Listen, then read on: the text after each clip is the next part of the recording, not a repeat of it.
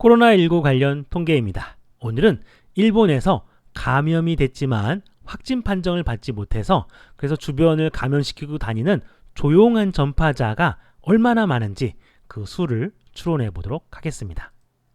오늘 분석은 국가수리과학연구소 권호규 박사님의 아이디어입니다. 얼마 전 워크숍에서 이걸 발표하셨는데요. 정말 배우고 싶더라고요. 그래서 허락을 받아서 지난 금요일에 국가수리과학연구소를 직접 찾아가서 사사를 받고 왔습니다. 금, 토, 일 연구에서 여러분들한테 소개해드리는 거예요. 기본 아이디어는 다음과 같습니다. 감수성이 있는 사람들이 감염이 됩니다.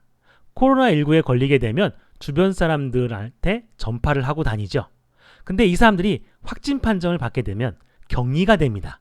격리가 되면 이제 더 이상 감염을 시키고 다니지 않죠. 자, 문제가 되는 건 감염이 됐지만 확진 판정을 받지 못한 사람들이죠. 이 사람들이 주변을 감염시키고 있기 때문에 이게 진정이 안 되는 겁니다. 자, 이 사람들의 숫자를 우리가 확률론적으로 추론해보자 라고 하는 겁니다. 계산의 편의를 위해서 두 가지의 파라미터만 가정을 합니다.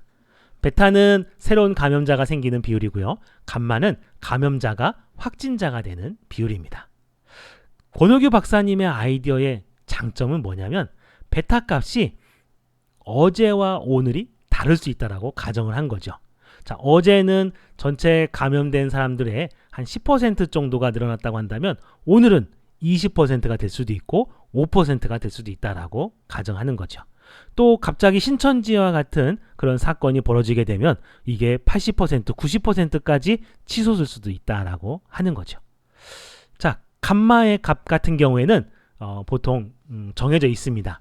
감염된 사람들 중에 0%에서 100%까지 확진 판정을 받을 수가 있겠죠. 그래서 감마의 비율은 0에서부터 1까지가 가능합니다. 근데 저 같은 경우는 참고로 그렇게 계산하게 되면 계산이 너무 길어져요. 그래서 감마의 값을 0.1에서부터 1까지라고 이렇게 가정을 했습니다. 최소한 10% 정도는 확진 판정을 받는다라고 한 거죠. 그래야 계산이 좀 빨리 끝나거든요. 이게 제 분석의 한계입니다. 그 다음에 베타 같은 경우는 0.01에서 100까지의 범위 안에 있다라고 하는 겁니다. 그래서 0.01%에서부터 10,000%까지 가능하다라고 가정을 했어요. 그러면 이걸 확률론적으로 어떻게 추론하느냐? 우리가 알고 있는 건 확진 판정 받은 사람들의 숫자를 알고 있습니다. 그래서 확진 판정 받은 사람의 숫자를 설명할 수 있는 베타와 감마의 조합을 찾는 거죠.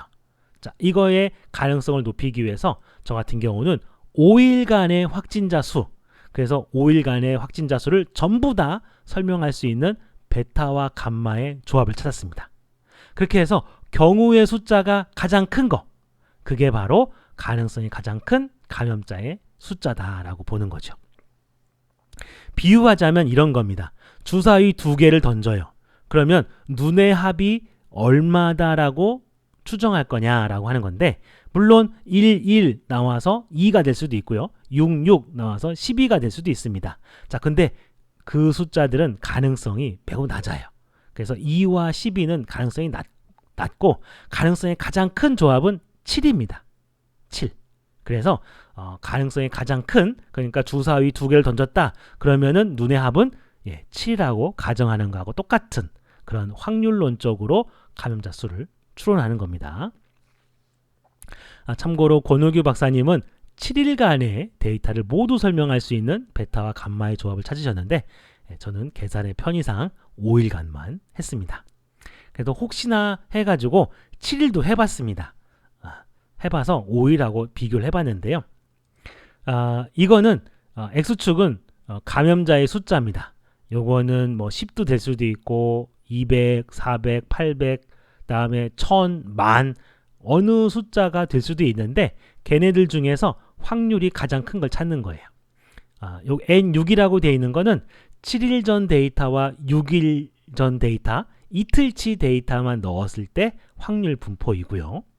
근데 여기에다가 5일 전 데이터까지, 그래서 7, 6, 5 3일치 데이터를 넣으면 어렴풋이 피크가 보입니다. 그 다음에 4일치 데이터까지 넣으면 피크가 조금 분명해지죠. 그래서 3일 전 데이터, 그러니까 7일 전, 6일 전, 5일 전, 4일 전, 3일 전, 딱 5일 정도의 데이터만 모두 설명할 수 있는 걸로 가정을 해도 이와 같이 피크가 분명해진다라고 하는 거죠. 권우규 박사님은 이거를 2일 전, 1일 전 이렇게 해가지고 샤프하게 만들어서 분석을 하셨습니다. 저는 그 정도까지는 하지 않았어요. 자, 이렇게 해서 얻어진 결과가 우리나라 분석 결과입니다. 빨간색이 그날 확진 판정을 받은 사람들입니다. 참고로 3월 20 며칠자 데이터가 0으로 나와 있더라고요. 이게 존스 홉킨스 대학에서 가져온 데이터인데 우리나라 질병관리본부에서 발표한 거하고 조금 차이가 나는 것 같습니다. 그래서 질병관리본부에서 그 데이터 보고 제가 그걸 채워 넣었습니다. 그리고 이걸 바탕으로 확률론적으로 추론한, 그래서 가능성이 가장 큰 감염자 수를 보면 이와 같이 하늘색으로 나타납니다. 여기가 갑자기 증가했죠. 이때가 언제냐면 2월 18일 근처 31번 확진자가 나왔을 때, 신천지 사건이 터졌을 때죠. 이때 갑자기 거의 1000명에 육박하는 급증했었죠. 그 후로 꾸준히 증가했다가 이제 어느 정도 감소해서 지금은 이렇게 감염된 사람 숫자가 줄어드는 걸로 나옵니다. 한 6일 전에 요 값이 한 170명 정도 되더라고요. 지금은 조금 더 떨어졌지 않았을까 이렇게 생각을 해봅니다. 자, 그러면 오늘 가장 궁금한 일본 데이터. 일본은 감염자 수가 얼마나 많을까요? 이렇습니다. 옛날에는 그닥 많지 않았는데 3월 한 8일, 9일 정도에 또 갑자기 증가하는 적이 있었네요. 그리고 최근에 와서 3월 한 20 며칠 정도에 또 갑자기 증가하고 있습니다. 이때 뭔 일이 벌어진 것 같아요. 이때 거의 1000명 가까이 됐죠. 그러니까 신천지 사건이 벌어졌던 그 정도의 위험한 사건이 이미 3월 말에 벌어졌다라고 하는 겁니다. 그렇게 해서 확진자가 감염자 수가 이렇게 계속 늘어나다 보니까 지금 확진자가 뒤따라서 증가되고 있는 거죠. 이 둘의 또 차이점을 볼 필요가 있는데요. 우리나라 같은 경우는 이 신천지라고 하는 그 좁은 공간에서 많은 사람들이 장기간 동안 모여 있는, 그러다 보니까 갑자기 확 늘어났습니다. 그런데 여기에 있는 요 확진자 수의 대부분은 다 대구라고 하는 거죠.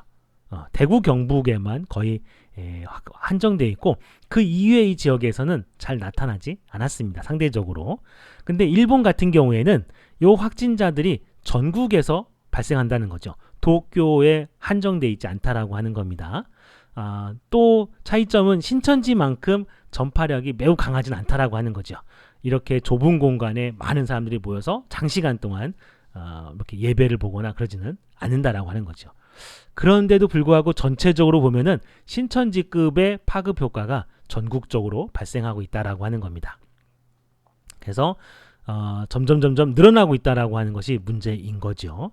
이제 이 사람들을 이제 그 확진 판정을 해야 되기 때문에 계속해서 꾸준히 확진자 수가 늘어날 수밖에 없을 것 같습니다.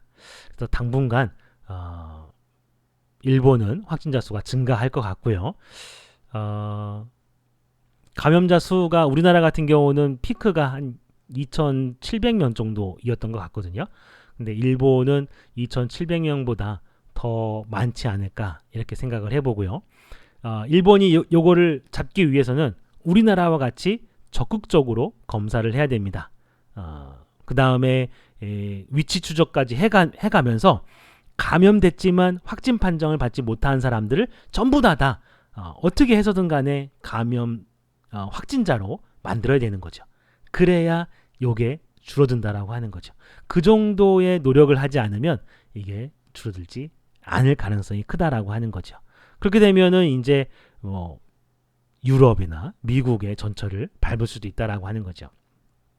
물론 이제 이것이 점점 커지다 보면은 일본에서도 경각심이 생겨서 더 열심히 노력을 할 것 같다라는 생각이 들긴 합니다. 그래서 이탈리아나 미국처럼 그렇게 심각한 정도까지는 가지 않겠지만 아마 우리나라보다는 더 심각한 상황까지 갈 것 같다는 생각을 해봅니다. 자, 그래서 일본이 하루빨리 우리나라처럼 적극적으로 검사하기를 바라면서 오늘 분석은 여기서 마치도록 하겠습니다. 감사합니다.